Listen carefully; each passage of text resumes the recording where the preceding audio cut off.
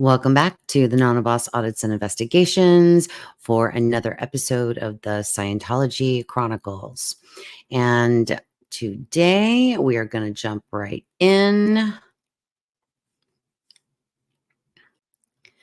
This document is from December 9th, 1964, telephone conversation between Mr. Will Swain, the Baltimore District, with Mrs. Elmo K. Traup. On December 8th, 1964, I telephoned Mrs. Traup to determine the present status of her husband with relation to Scientology. Mrs. Traup indicated that her husband had been sent to Albuquerque, New Mexico by a woman at the founding church to obtain treatment from a chiropractor by the name of Dixon. He has been in Albuquerque for the past 2 months, but plans to return to Virginia for Christmas.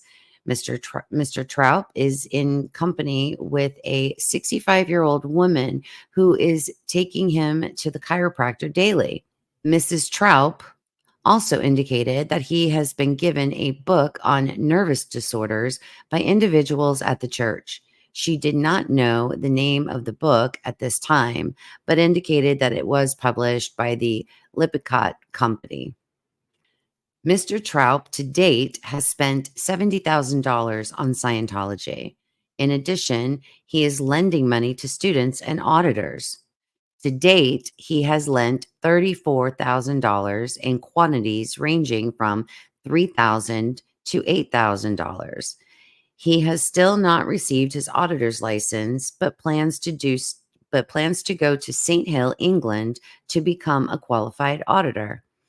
Mrs. Traup suggested that if additional information were desired, we contact Mr. Traup at the White Wine Rock Hotel in Albuquerque.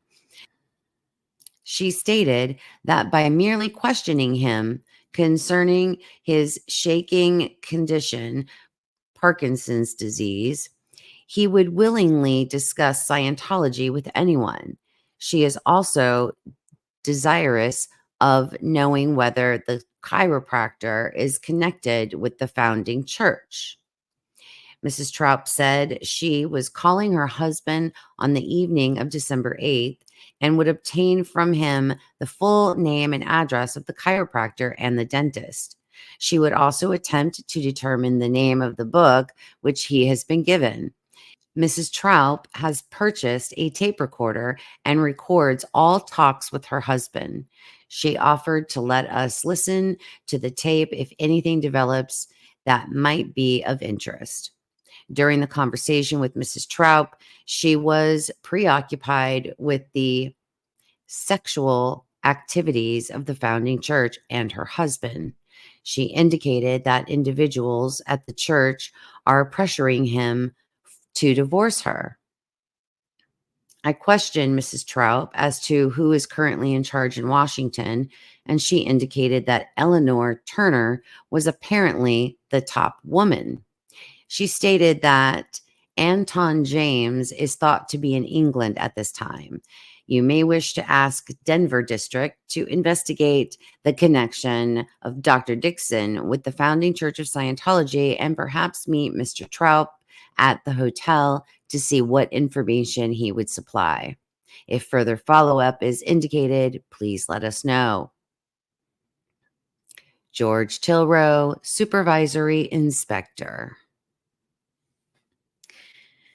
Well, once again, Scientology is responsible for the demise of another marriage, it looks like. He spent $70,000 on his own Scientology journey up to that point, and he had lent out to other people $34,000. That's a lot of money. What do you guys think about this story? Tell me in the comments, and please remember, no more kids in Scientology. Kids cannot consent. And please remember to spread love and kindness wherever you go. And I will see you on the next one.